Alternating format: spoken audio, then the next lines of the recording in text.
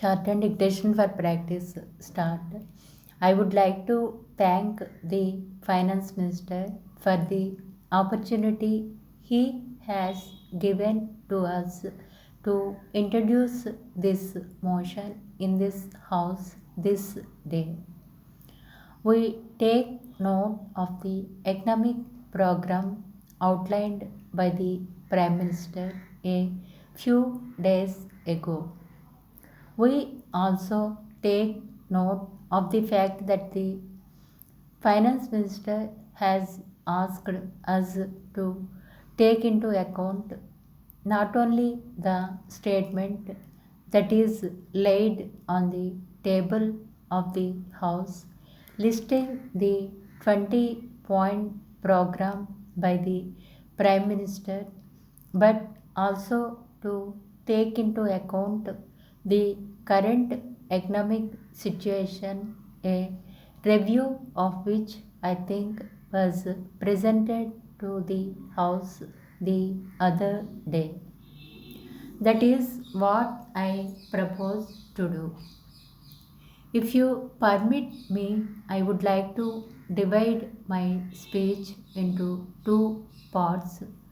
One that will deal with the 20-point program and the economic survey taken together, and then the other going beyond the 20-point program and possibly even the economic survey into a long range perspective of what we want to do as far as the economic development is concerned.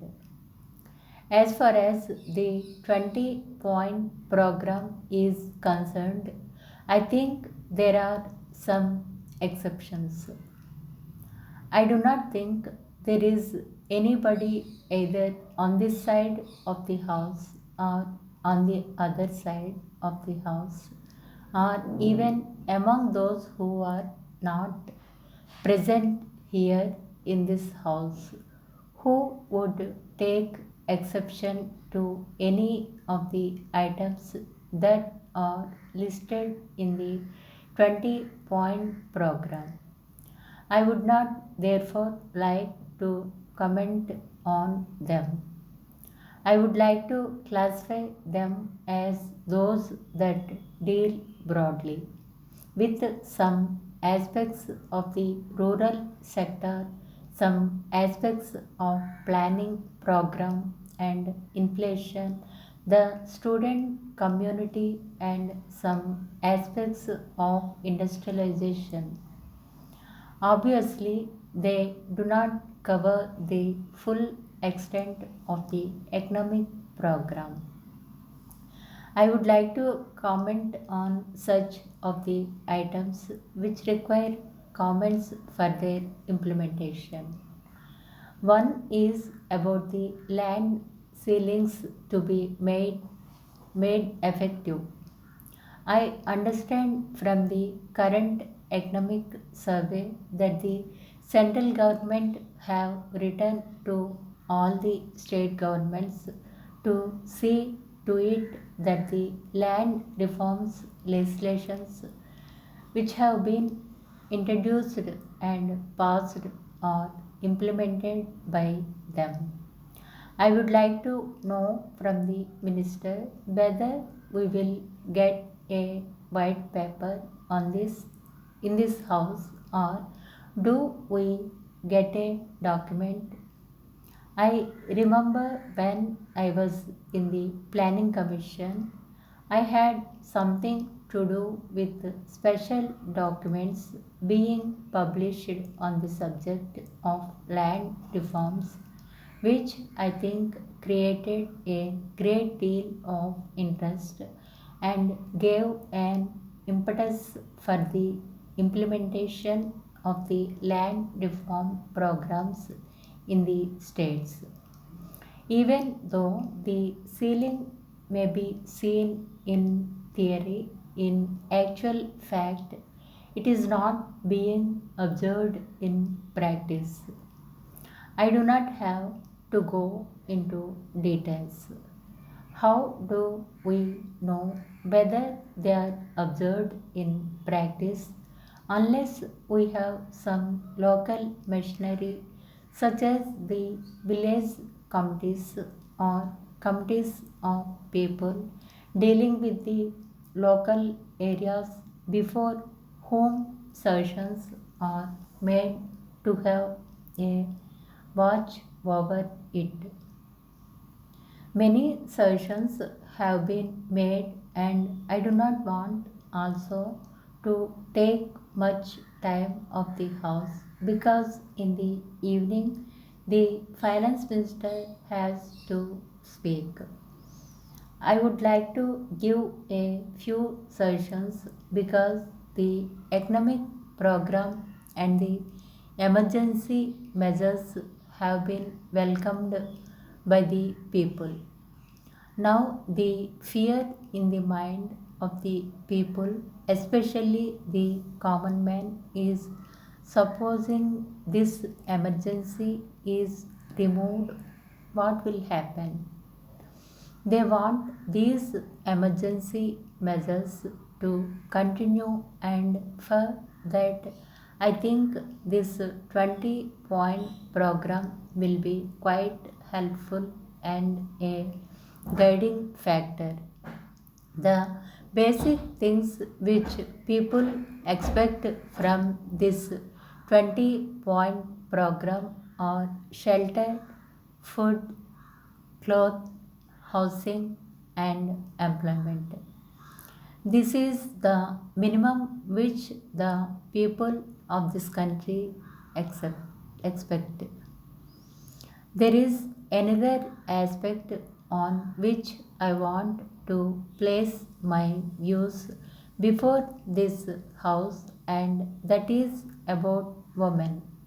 There is a lot of unemployment among women.